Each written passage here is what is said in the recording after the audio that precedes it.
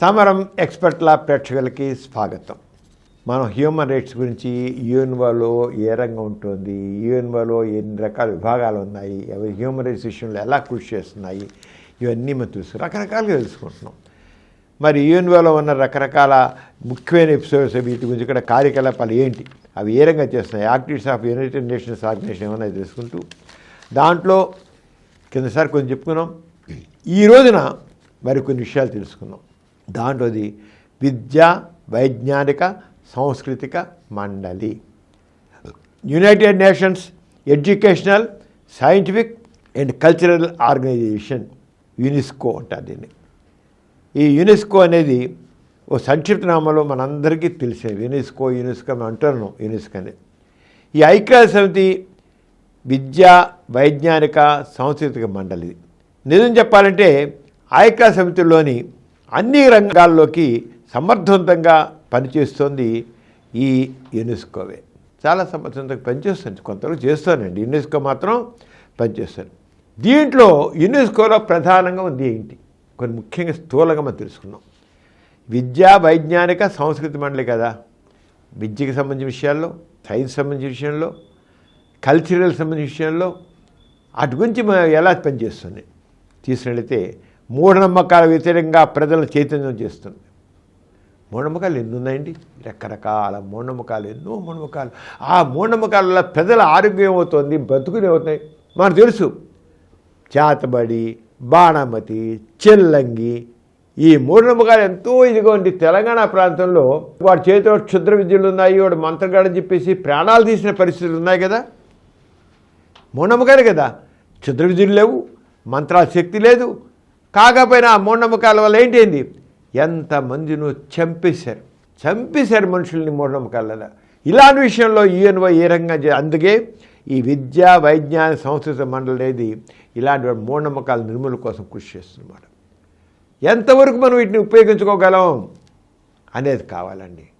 కొంతైనా సరే ఒకనప్పుడు వరంగల్ దగ్గర తిమ్మాపురం విలేజ్లో వాళ్ళు చేతబడి చేస్తారు, బాణమతి చేస్తారు, నమ్మగా 5గురిని సజీవంగా దహనం చేశారు అందరూ కలిసి. వాళ్ళ చేతిలో క్షుద్ర విద్యలు ఉన్నాయి, మంత్రాలు ఉన్నాయి. ఉంటాయా బుట్టిది అమాయకుల్ని వాళ్ళ అనుమానంతో, కేవలం అనుమానం ఏంటి మూఢనమ్మకాలు అనేది ఎవడి పిచ్చివాడికి ఆనందం కాదండి. మూఢనమ్మకాలు ప్రాణాలు తీస్తున్నాయి. అలాగే మెదక్ జిల్లాలో కానీ, నిజామాబాద్ జిల్లాలో కానీ, నల్లగొండ జిల్లాలో కానీ, రంగారెడ్డి జిల్లాలో కానీ ఈ బాణమతి చేతబడి నమ్మనే మూఢనమ్మకం ప్రాణాలను తీసేసాను. అలా ప్రపంచంలో ఎన్నున్నాయో. బ్లాక్ మ్యాజిక్, వీటన్నిటి గురించి కూడా ఇలాంటి మూఢనమ్మకాలు. ఎందుకంటే మూఢనమ్మకాలు అంటే సింపుల్గా తీసుకోకండి. మూఢనమ్మకాలు చాలా విచ్చరవిడి ప్రాణాలు వెళ్ళి, మామూలు చిన్న మూఢనమ్మకాలు, పెద్ద మూఢనమ్మకాలు, సామాజిక పరంగా మూఢనమ్మకాలు, ఘోరమైన మూఢనమ్మకాలు. ఆ మూఢనమ్మకాలు మనుషుల ప్రాణాలు తీస్తున్నాయి అన్నమాట. ఇలాంటి వాటి విషయంలో యుఎన్ఓలో విద్యా వైజ్ఞానిక సాంస్కృతిక మండలి కృషి చేస్తుంది. అంటే మూఢనమ్మకాల వ్యతిరేకంగా ప్రజలు చైతన్యం చేస్తుంది. ఈ సంస్థ చేస్తుంది ఏది, విద్యా వైజ్ఞానిక సాంస్కృతిక మండలి. భావ ప్రకటన స్వేచ్ఛలో భాగంగా ప్రత్యేక పత్రికా స్వేచ్ఛకు ఆలంబంగా నిలుస్తుంది. Freedom of expression.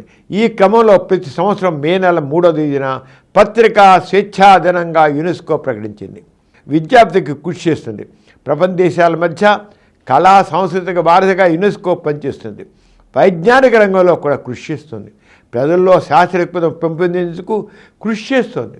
కానీ చాలా దక్కుని ఇప్పటికీ ఇంకా ఎంత చేసినా సరిపోవట్లేదు. సైంటిఫిక్ నాలెడ్జ్, సైంటిఫిక్ టెంపర్ కోసం, టు ఇరాడికేట్ సూపర్స్టిషన్స్ కోసం యునెస్కో చేస్తుంది. కానీ చాలా తక్కువ. ఇది కూడా హ్యూమన్ రైట్స్ వస్తుంది.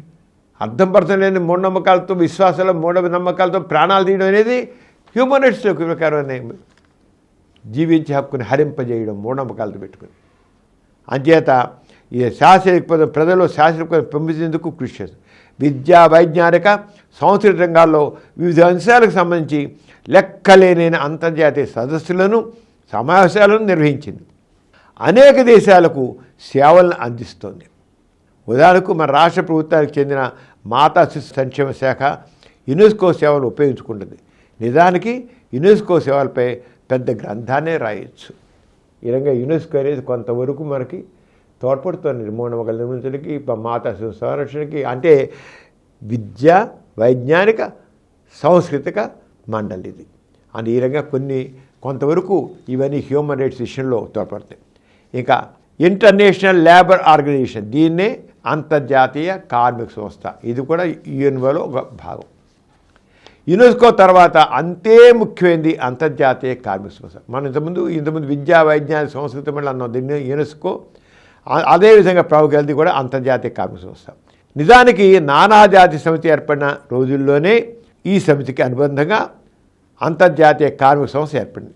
ప్రపంచంలో ఎన్నో కోట్ల మంది కార్మికులారు, ప్రపంచ కార్మికులారా ఏకం కండి అని లెనిన్ నినాదించారు. ప్రపంచ కార్మికులారా ఏకం కండి.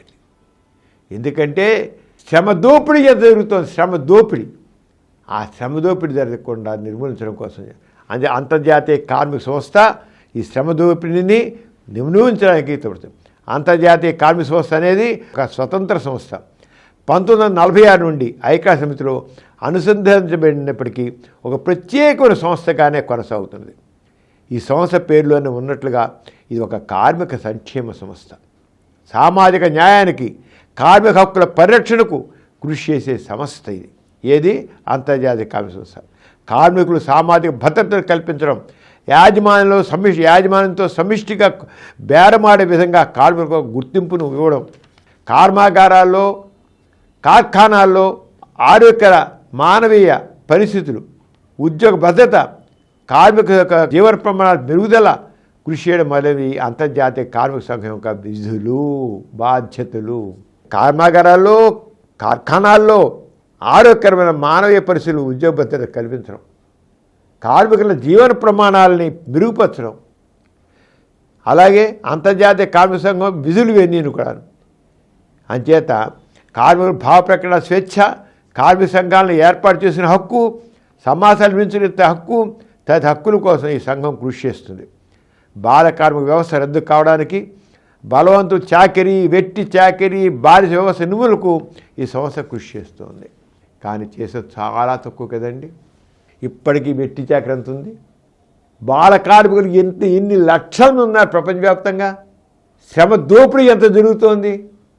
వీటిని నిర్మూలించి కార్మికులందరికీ సరైన రక్షణ ఏర్పడాలి, శ్రమశక్తికి సరైన విలువ రావాలి, వాళ్ళ ఆరోగ్య రక్షణ కావాలి, ఉత్పాదక శక్తిలో వాళ్ళ భాగస్వామ్యం కావాలి, వాళ్ళ జీవితాలు మెరుగుపడాలి. లేకపోతే దోపిడీ జరిగిపోతుంది.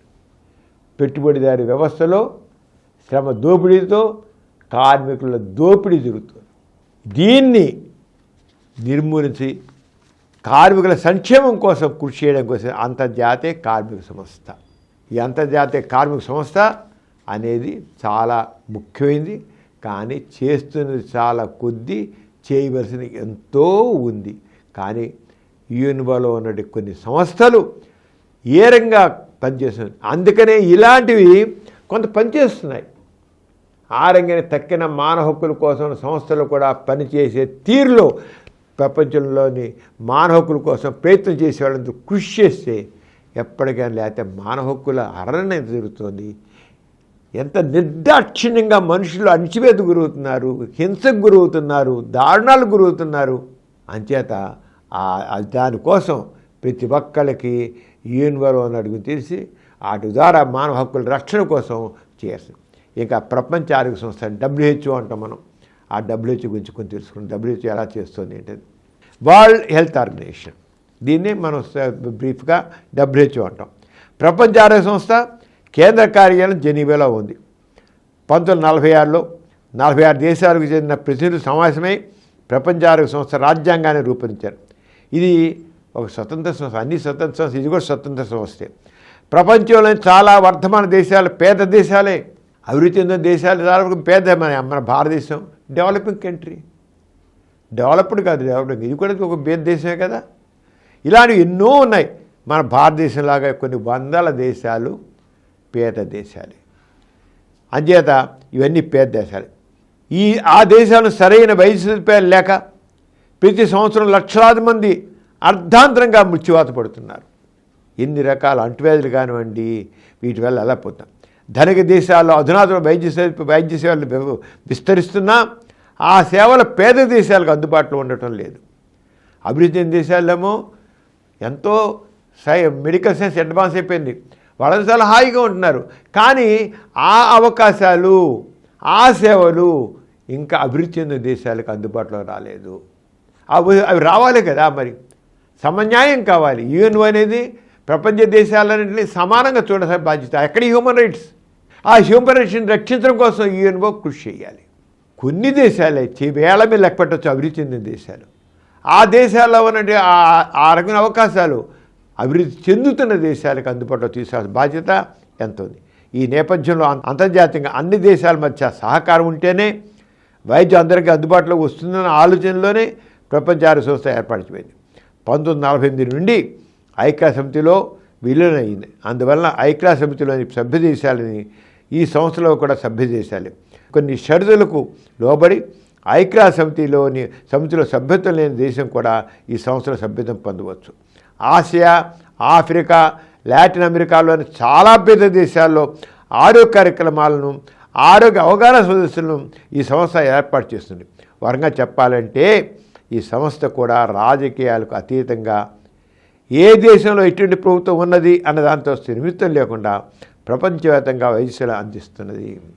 కొంతవరకు మాత్రం అది ఏ దేశం కావచ్చు, అక్కడ ప్రభుత్వాలు ఏదైనా కావచ్చు, కానీ రాజకీయాలకు అతీతంగా ప్రజలకి కాస్త హెల్త్ కేర్ అందిస్తుందన్నమాట. ఏది WHO. ఇక ఆహారం మరియు వ్యవసాయ సంస్థ, మరి ప్రతివాడికి తిండి ఆరోగ్యం ఎంత ముఖ్యం, ఆహారం కూడా అంత ముఖ్యం. అంతే యుఎన్ఓ దాంట్లో ఆహారం మరియు వ్యవసాయ సంస్థ, ఫుడ్ అండ్ అగ్రికల్చర్ ఆర్గనైజేషన్. ఆహారం మరియు వ్యవసాయ సంస్థ కూడా ప్రారంభంలో ఒక స్వతంత్ర సంస్థ. రోమ్ నగరంలో ఈ సంస్థ కార్యాలయం ఉంది. ఈ సంస్థ 1945లోనే ప్రారంభమైంది. ఏదండి? ఆహారం మరియు వ్యవసాయ సంస్థ. 1946లో ఐక్యరాజ్య సమితిలో అవగాహన ఒప్పందాన్ని కుదుర్చుకుంది. ప్రపంచంలో ఆకలి అనే మాట లేకుండా చేయాలనేది ఈ సంస్థ సమున్నత ఆశయం. ఎవ్వరు కూడా ఆకలితో చావడానికి వీలు లేదు, అందరికీ ఆహారం కావాలి. అంచేత దీంట్లో ఈ ఆర్గనైజేషన్లో తీసుకున్నట్లయితే ఈ ఆరోగ్యం యొక్క ముఖ్య ఉద్దేశం ఏంటి? ఆహారం మరియు వ్యవసాయ సంస్థ ఉద్దేశం, ఫుడ్ అండ్ అగ్రికల్చర్ ఆర్గనైజేషన్ ఉద్దేశం ఏంటంటే ఆకలితో ఎవరు బాధపడ్డా వీలు లేదు. అనేక ఆఫ్రికా దేశాల్లో కరువు కాటకాల మూలంగా ఎందరో చిన్నపిల్లలు ఆకలితో పోషకాహార లోపంతో చనిపోతున్నారు. అటువంటి వారిపై ప్రత్యేకత కనపరుస్తుంది ఈ సంస్థ. సరైన ఆహారం గురించి ప్రజల్లో చైతన్యం కలిగించేందుకు అనేక ఉద్యమాలను సదస్సులను ఈ సంస్థ ఏర్పాటు చేస్తుంది. ఈ సంస్థ కార్యకలాపాలు కూడా రాజకీయాలకు అతీతంగానే జరుగుతున్నాయి. అంచేత కొన్ని రాజకీయ నిర్ణయాలు ఎలా ఉన్నా ఈ ఆర్థిక నిర్ణయాలు మానవ హక్కులు ఏం చేస్తున్నారంటే ఆ దేశాలు వాళ్ళ ఉనికికి నష్టం వస్తుందని మానవ హక్కుల్ని హరిస్తున్నాయి దేశాలు, ఆ ప్రభుత్వాలు. ఆ దేశాల్లో ఉన్న ప్రభుత్వాల వాళ్ళ ఉనికికి ప్రమాదం వస్తున్న మానవ హక్కులు హరిస్తున్నాయి. కానీ కొన్ని ఎకనామిక్గా ఉన్న వాటిని హెల్త్ సంబంధించిన మాత్రం అవి వదిలిపెడుతున్నాయి. ఏది? అభివృద్ధి చెందిన దేశాలు వదిలిపెట్టి వాటిని కొంచెం ఈ రకంగా కొంతవరకు మనుషులకి కొంతవరకు సేవలు, ఆరోగ్య సేవలు, విద్యా సేవలు, కల్చరల్ సేవలు ఇవి అందుతున్నాయి. ఇక్కడ కూడా వాళ్ళ అభివృద్ధి చెందిన దేశాల యొక్క చెయ్యి ఉన్నట్లయితే ఇవి కూడా వాళ్ళకి. కానీ అది వీటి వల్ల వాటి వరకు ఒకవేళ ఈ అభివృద్ధి చెందుతున్న దేశాలు అభివృద్ధి చెందితే వాళ్ళ ఉనికికి ప్రమాదం వస్తుందంటే అప్పుడు ఏం జరుగుతుందో తర్వాత ఆలోచిద్దాం. ఇక ఐక్యరాజ్య సమితి అంతర్జాతీయ బాలల ఆపత్కాల నిధి అండి. United Nations international children's emergency fund బాలల కోసం ఎమర్జెన్సీ ఫండ్ ఒకటి ఉంది. దాని గురించి ఇంకోటి తెలుసుకున్నాం. ఐక్యరాజ్య సమితికి చెందిన విశిష్ట సంస్థల్లో ఈ అంతర్జాతీయ బాలల ఆపత్కాలిక నిధి ఒకటి. యూనిసెఫ్ అంటది. యూనిసెఫ్ మనందరికీ చిరపరిచితమైంది. ఎందరో వీధి బాలలకు, అనాథ బాలలకు ఎంతో కొంత మేరకైనా ఆలంబనగా నిలుస్తున్నది యూనిసెఫ్. ఈ యూనిసెఫ్ శాఖలకు బాలలకు హక్కులు ఉంటాయి. యూనిసెఫ్ ఏం చేసే బాలలకు హక్కులు ఉంటాయి అన్నది యూనిసెఫ్ నినాదం. బాలలకు పిల్లలకు కూడా హక్కులు ఉంటాయి. పెద్దవాళ్ళకే కాదు, మానవ హక్కులు అనేవి పిల్లలకు కూడా అప్లికబుల్లే. హ్యూమన్ రైట్స్ అనేది పిల్లలకు కూడా అప్లికబుల్లే. వాళ్ళకి తిండి కావాలి, చదువు కావాలి, రక్షణ కావాలి, వసతి కావాలి, ప్రేమ కావాలి, ఇవన్నీ కావాలి. అది కూడా హ్యూమన్ రైట్స్ అనేది పిల్లలకు కూడా ఉన్నాయి, పిల్లలకు కూడా హక్కులు ఉన్నాయి అనేది మాత్రం యుఎన్ఓ తీసేసింది. యూనిసెఫ్ 1946లో ఐక్యరాజ్య సమితి జనరల్ అసెంబ్లీ చేత యూనిసెఫ్ ఆవిష్కరించబడింది. యూనిసెఫ్ కేంద్ర కార్యాలయం న్యూయార్క్ నగరంలో ఉంది.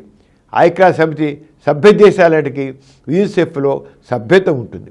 అయితే 30 దేశాల ప్రతినిధుల్లో ఒక పాలక మండలి ఉంటుంది. ఈ సభ్యులను ఐక్యరాజ్య సమితి ఆర్థిక సామాజిక మండలి ఎన్నుకుంటుంది. సభ్య దేశాల ప్రభుత్వాలు, ప్రభుత్వేతర సంస్థలు, వ్యక్తులు అందజేసే విరాళాలతో యూనిసెఫ్ కార్యకలాపాలు కొనసాగుతున్నాయి. దాదాపు ప్రపంచంలోని ప్రతి దేశంలోనూ యూనిసెఫ్ తన కార్యక్రమాలు నిర్వహిస్తున్నది. నేటి బాలలే రేపటి పౌరులు. అందువలన మన మానవజాతి అభివృద్ధి పథంలో కొనసాగాలంటే బాలలు ఆరోగ్యవంతంగా ఉండాలి, వారి హక్కులు పరిరక్షింపబడాలి, వారి దోపిడీకి గురికాపు చేయబడరాదు, సంస్కారవంతమైనగా ఉండాలి, విద్యావంతులై ఉండాలి. ఇటువంటి లక్ష్య సాధనకై యూనిసెఫ్ నిరంతరం శ్రమిస్తున్నది. అందుకు యూనిసెఫ్కు 1965 సంవత్సరం నోబెల్ శాంతి ప్రకటించింది. యూనిసెఫ్కి పిల్లల కోసం, పిల్లల అభివృద్ధి కోసం నోబెల్ ప్రైజ్ కూడా వచ్చిందండి. అది చేసిన కృషికి. ఒక సంస్థకి నోబెల్. దీంట్లో ప్రధానంగా ఏంటి తెలిపినాయి, వాళ్ళకు కూడా హక్కులు ఉంటాయి, వారి హక్కులు పరిరక్షింపబడాలి, వారి దోపిడీకి గురి కాకూడదు, సంస్కారవంతులై ఉండాలి, విద్యావంతులై ఉండాలి. ఇలా అంచేత ఈ రంగా చేయాలని చెప్పి యూనిసెఫ్ దాంతో చాలా కృషి చేస్తూ వస్తుంది. చాలా వరకు చేస్తుంది. చదువు విషయంలో, ఆరోగ్య విషయంలో, హక్కుల విషయంలో చేస్తుంది. ఆ రంగా మనకి కొన్ని ఐక్యరాజ్య సమితిలో కొన్ని విభాగాలు మాత్రం బాగా ఉపయోగపడుతున్నాయి. ఈరోజు చేసి మరి నెక్స్ట్ ఎపిసోడ్లో మనం వేరే ఇంకొక టాపిక్ మీద తెలుసుకుందాం. దాంట్లో మామూలుగా నెక్స్ట్ ఎపిసోడ్లో మనం తెలుసుకునేది అంటే ప్రపంచ మానవ హక్కుల ప్రకటన ఇచ్చింది UNO. Universal declaration of human rights అని ఇచ్చింది. దీని ప్రకారం హ్యూమన్ రైట్స్ డిక్లరేషన్ అనే దాంట్లో ఎంత అమలుపడుతున్న ఏ విషయం కానీ హ్యూమన్ రైట్స్ అంటే ఏమిటనేది స్పష్టంగా యుఎన్ఓ నిర్వచించింది. హ్యూమన్ రైట్స్ అనేది అయితే చేస్తున్నాయి. అభివృద్ధి చెందిన దేశాలు హ్యూమన్ రైట్స్ని వైలేట్ చేస్తున్నాయి, దాంట్లో డౌట్ లేదు. ప్రభుత్వాలు వైలేట్ చేస్తున్నాయి, ఉల్లంఘిస్తున్నాయి, దాంట్లో డౌట్ లేదు. కానీ ఇవి హ్యూమన్ రైట్స్ అని మాత్రం చాటి చెప్పింది యుఎన్ఓ. కనీసం వాటి గురించి మనుషులు మనం హ్యూమన్ రైట్స్కి పనిచేసేవాళ్ళు ఇవన్నీ హ్యూమన్ రైట్స్ని చెప్పి ఎక్కడికక్కడ ఆ దేశాల చేత పని చేయించేందుకు మాత్రం చైతన్యం రావాలి. హ్యూమన్ రైట్స్ పనిచేసే వాళ్ళకి, హ్యూమన్ రైట్స్ ఉద్యమకారులకి ఖచ్చితంగా హ్యూమన్ రైట్స్ ఇవి, దీని గురించి యుఎన్ఓ ఇలా చెప్పింది, ఈ రకంగా ప్రపంచ ప్రజలందరికీ మానవ హక్కులు ఇవి, ఇలా చేయాలి, ఉల్లంఘించిన పనికిరాదని ప్రభుత్వాల మీద, స్థానిక సంస్థల మీద, వ్యవస్థల మీద పోరాటాలు ఎక్కడికక్కడ జరిగినట్టయితే ప్రపంచంలో ఉన్న మానవులందరూ కూడా చివరికి మానవ హక్కులు వస్తాయి. అంచేత ప్రపంచంలో పౌరులందరికీ కూడా మానవ హక్కులు రావాలంటే ఎక్కడికక్కడ యుఎన్ఓ ఏది చెప్పిందో మానవ హక్కులు అనేది, ఆ మానవ హక్కులు ఉల్లంఘన జరిగిన చోటల్లా మనం ప్రతిఘటించే పరిస్థితి వచ్చినట్లయితే అప్పుడు నిజంగా అందుకోసం నెక్స్ట్ ఎపిసోడ్లో మాత్రం వాటి గురించి ప్రపంచ మానవ హక్కుల ప్రకటన ఏం జరిగింది, ఎప్పుడు జరిగింది, వాటి గురించి ఏమున్నాయనేది నెక్స్ట్ ఎపిసోడ్ తీసుకున్నాం. అంత సెలవు, మరి నమస్తే. ఈ కార్యక్రమం మీకు ఎంతో నచ్చింది కదా.